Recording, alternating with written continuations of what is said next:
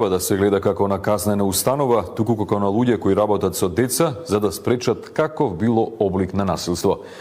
Самите ученици пак сметаат дека фокусот на образовниот процес не треба да биде само нивното оценување.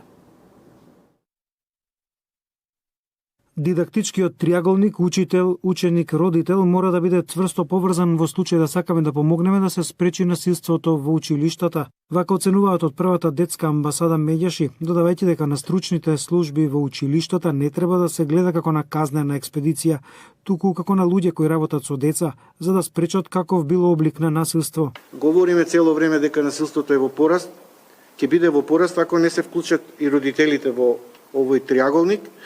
И ако стручните служби не излезат од своите канцеларии, да бидат блиску до децата, и стручните служби не да бидат како казнена експедиција, туку како стручни луѓе кои ќе работат со децата на превенција.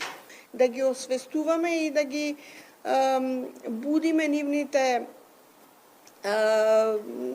внатрешни препознавања, што направив, што можев да направам поинаку, за да не се случува или повторува насилството. Самите ученици пак сметаат дека фокусот не треба да биде само нивното оценување, туку бараат поголема општа едукација, а според ведувањето на родителите, школското насилство често произлегува од состојбите во семејството. Училиштето е место каде што ние се надградуваме себе си, каде што ние се правиме и градиме како личности. Наставниците треба да имаат и таа функција на воспитувачи, а не само на наставници кои што не водат низ други различните предмети, значи кои што ние ги имаме во училиште.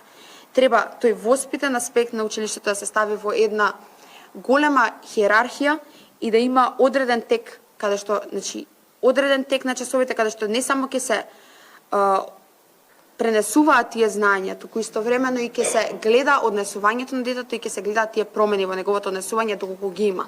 Меѓуврсничкото насилство се присутно од рана возраст.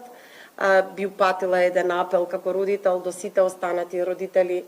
Внимавајте на своето однесување, внимавајте каков модел сте на своите деца, бидејќи, како што каже и Драги, понекогаш децата насилството го учат од семејството, од односите кои се случуваат во семејството.